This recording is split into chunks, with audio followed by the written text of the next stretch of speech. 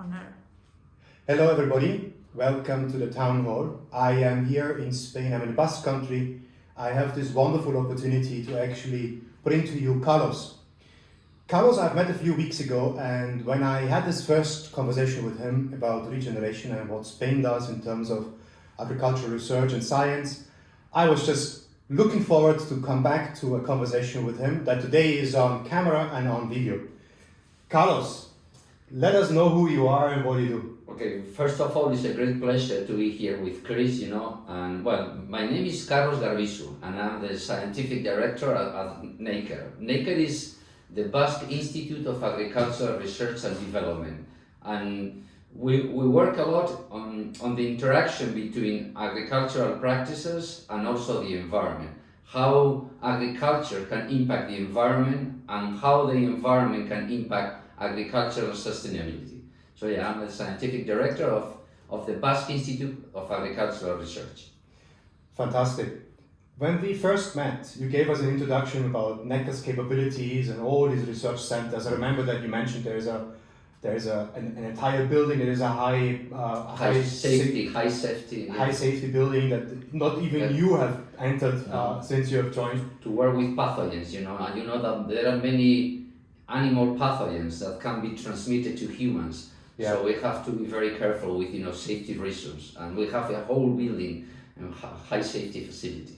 Just dedicated to that. Yeah. I was particularly impressed because you started to actually, without probably you knowing that we are doing a lot of regeneration as the DNA of the organization. You started to really talk about regeneration. Yeah. And I would like you to kind of give us your mindset around regeneration. But before I go and ask you to do that, I just want to basically tell you that we as an organization, we define regeneration in essentially 3 pillars.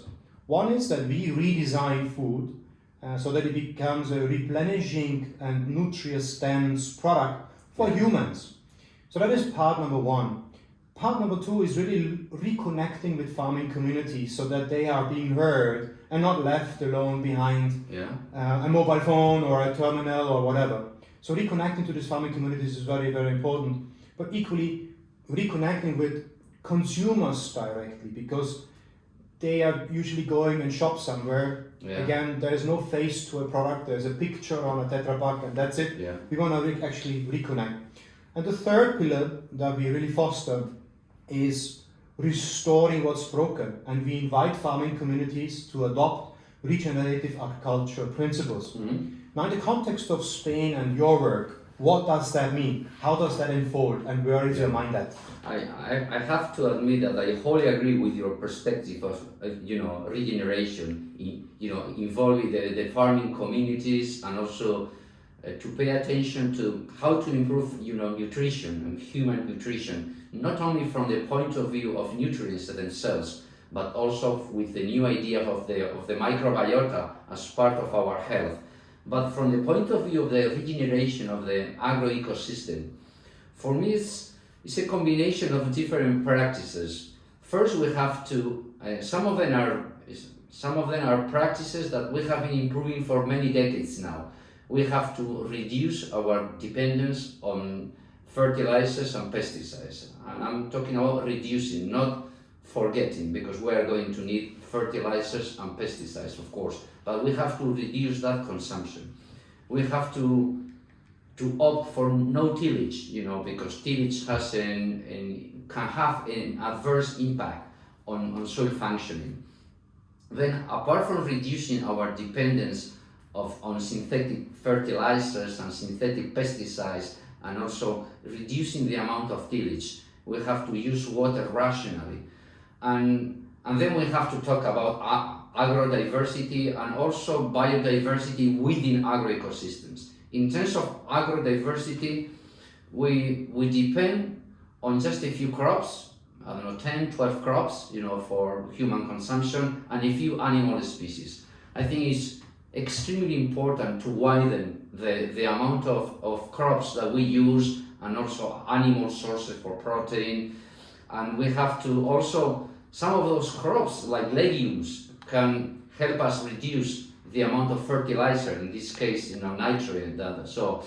And also legumes can have a beneficial effect on the soil ecosystem from the point of view of the reduction in the carbon footprint, of course incorporation of nitrogen. So we have to, it's a combination of increasing also diversity above ground with new cultures, new rotations, including legumes or other species, and also to pay attention to the biodiversity below ground, because we don't have to forget that soil functioning depends to a great extent on soil biodiversity, and particularly soil microbial diversity. All the different soil processes that are responsible for the natural soil fertility are based on to have a healthy soil biodiversity.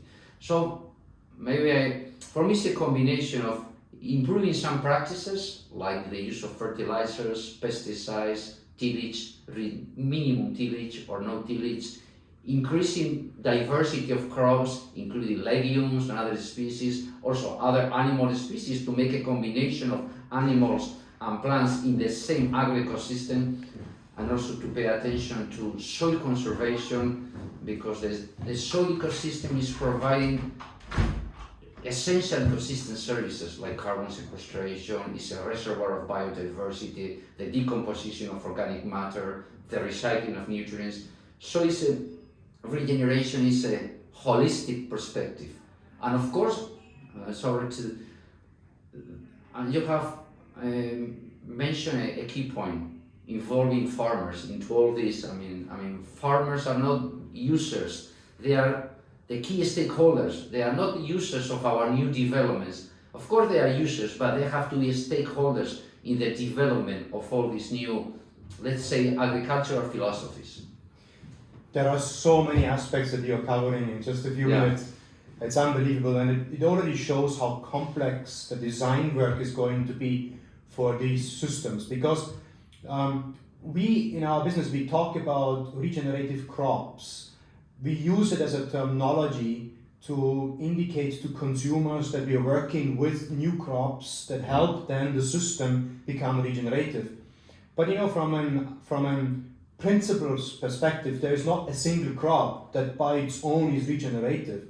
It has to have in the system, and our insane focus on a few crops and monoculturing those have taken away these possibilities of the farming communities to actually work in the system, work with the land, go out there and smell the soil and touch and have your hands dirty, and I think that's a core aspect. I also love when you started to say biodiversity above the ground and below the ground.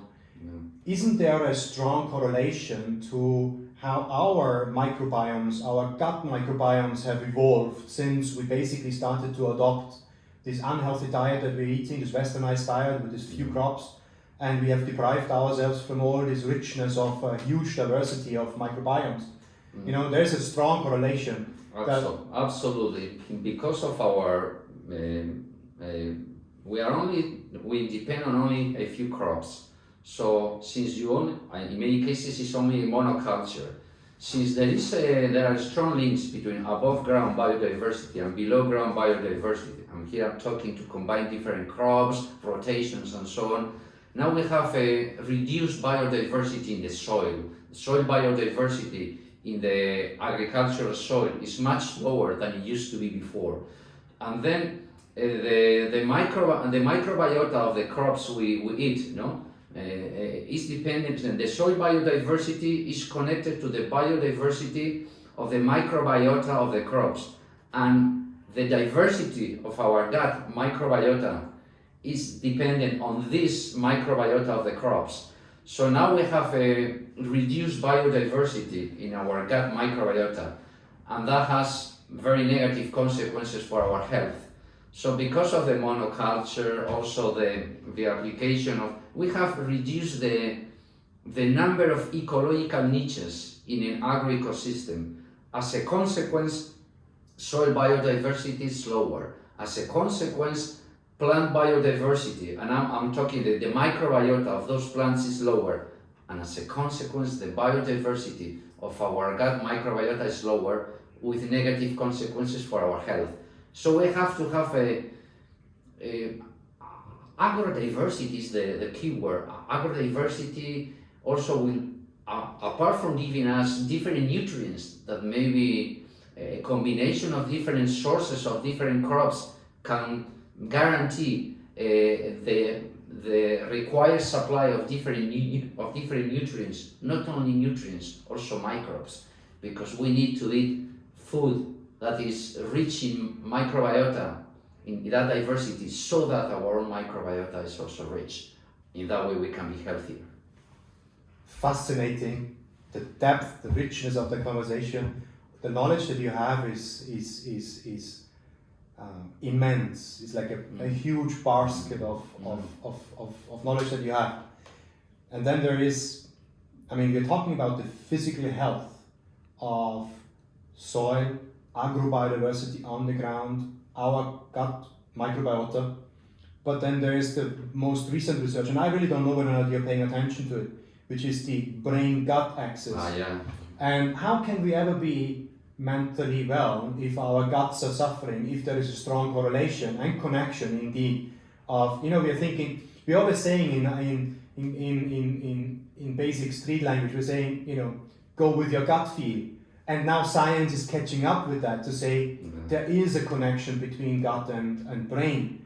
And how can we ever become one humanity if we don't pay attention to what's going on in our gut? Because if this is very aggressive down here, how can this become not possible? In the last few years, we are experiencing a revolution regarding the new discoveries regarding the relationship between the gut microbiota and many different aspects of our health, including brain. There is a clear connection between the brain and now some people call it the second brain, the second organ. There are a lot of impulses that go in both directions. So even for our mental health, the development of our brain, the gut microbiota is important. And of course, it's been connected to many other aspects of our health. But that connection between the brain and our gut, I mean, almost on a monthly basis, we are discovering new aspects. We are living a revolution in terms of the importance of our microbial symbionts for our health. Listening to you say that, I have literally goosebumps on my back. I have, because it's such a strong topic that we kind of underestimated since science began. We always think, okay, brain is responsible for that, but now we really understand that we are a biological system. We carry more foreign DNA on our body than we have DNA of our own body. And we don't actually know how we interact with all these microbes and cells within our body. So there's a huge new frontier that is being pushed open now. And I think as we probably go into the next sort of 20 years or so, 30 years in science and research, I think we will start appreciating that what's going on in the ground in terms of microbiota and the diversity there on the ground, then cascading that into us as human beings in terms of diversity is going to be massively important. Chris, I think that we are the discovery that we are a community. I mean, that more than 90% of the DNA that is inside my body belongs to microbial symbionts. The fact that we are a biological community, not only, I'm not an individual of one species. There are thousands of species living inside on the surface, on the skin, in the mouth, in the gut. We are a biological community. And for me, that's the greatest discovery in biology since Darwin. Since Darwin, evolution and all that, the discovery that not only humans, plants, animals, each of us, we are a biological community. And of course, we do not have still all the knowledge because it's a highly complicated system. But thanks to the new sequencing techniques, many new techniques, we are discovering the importance of the interactions between the thousands of species that live in our bodies and the importance they have for our health. For me, it's the greatest discovery in biology since Darwin. I'll give you a white sheet of paper. What would be your wish? What would you like to see unfold the next 20, 30 years in everything that we're discussing with regards to regeneration and how practices is being done out there? What do you think is, how would you draft the future if you can carve it out and design it? It's a combination of different things. First, I mean, it's something that we're not starting now. I think we have to continue doing research and applying that research to see the agroecosystems not only for food production. Of course, food production is essential. I mean, no discussion about that. But it has to be sustainable. It has to be safe. We need safe food, sustainable, you know. And also we have to maximize the ecosystem services provided by the agrosystem. Not only food production, we have to think in terms of being a reservoir of biodiversity, we have to think in terms of carbon sequestration. But from the point of view of food, I mean, I think for me, one of the most fascinating fields is going to be the importance of the microbiota in the crops for the importance of our microbiota. I think is, of course, now we have to have safe, sustainable agroecosystems. Now we are going to all use the new technologies, you know, all this digital transformation that we are living, artificial intelligence and all that. That's very important. But first we need a lot of knowledge about the interaction between all these microbial symbionts, the microbial symbionts in the soil with those ones in the plants, the ones in the plants with one in the humans. So, okay, agroecosystems are essential for food production. We need healthier food, but it's not only about nutrients. It's not only about nitrogen, phosphorus, or to have enough micronutrients. It's also to have biodiversity, microbiota, and also to have a good connection between society and the farmers. I mean, it's not only here is the farmer and then the consumer will go to the supermarket. Try to see everything together, you know. Excellent. The answer that you have is one that is already complex in nature.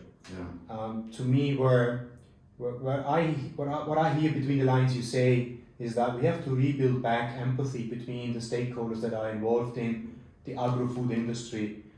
The consumer necessarily is disenfranchised from how food is being manufactured and where it comes from. And if we say that in consumers' mind, everything is local, you know, where it comes from. But that's not necessarily reality going forward, right? Because at the end of the day, in 2050, 10 billion people are going to populate that planet. Yeah. And doing everything local will not be enough, right? But I think what they really refer to is they want to understand who is that guy who actually goes out there in the morning and grows the food that we are consuming and we eating. And I think that bridge between the farming community, the consumers, is an important one to build back, because only if we do that we can develop a degree of empathy, that people start understanding where the pain points are for both the farmers, the consumers, and the processors in between. Today, too much is consolidated and too much is just focused on yield, which cannot be the solution going forward in second part of this millennium. And also we have to make agriculture attractive to young people. I mean, farmers have to be proud of being farmers, you know, and because, you know, at least in our country we have that problem, you know, the young people don't want to work in the farm, you know.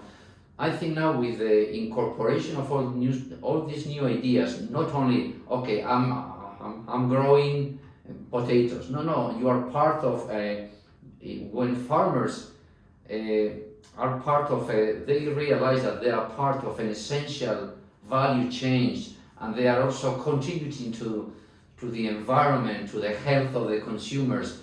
I think that will make the field more attractive to the young farmers, because I always tell farmers, you are one of the most important stakeholders of our society, is one of the most important jobs in our society, and it's not only producing food, ecosystem services, well-being. You are also involved in the health of people. Not only I put food in your plate. No, you can collaborate with a healthy society, with a better environment. So I think we have to make the agricultural activity more attractive to the young people. And all these new ideas, including new technology, maybe now the young farmers will need to understand new applications, or even artificial intelligence, or to be users, all that will make agriculture more attractive to the new generation. That's something we need, because I wouldn't like agriculture to be controlled by 3 or 4 huge companies. I think we need each farmer to feel proud of, the thing they do, not that they are part of a big corporation. To that ending, I think the core of the hour is to bring new markets to these farmers of crops that they can proudly produce and sell the produce into. The moment they have these markets and can start diversifying their agricultural activities, they will do great for the soil, they will do great for agrodiversity. In return, biodiversity will come about. And if we consume a very healthy and diverse diet, then everyone is in a win-win situation. And that's what we are here for, to do it. Besides, more and more our society, and in general, they are more and more willing to pay for that extra quality provided by the food production system. Because if we know that our agri-ecosystems are focused on improving our health, conserving biodiversity, collaborate in the adaptation or mitigation to climate change, if that food production is being done in a sustainable and in a healthy and in a safe way, more and more people are willing to pay that extra effort or quality provided by the farmers. So it's going to be also a win-win. We will get healthier food, they will get the recognition they need for being involved in this agricultural transition that we know we are experiencing all around the world. Yeah. Thank you so much. Thank you, Chris. That It was has been a lovely. pleasure. Thank you. Pleasure, absolutely. Thanks. A pleasure being here. Awesome.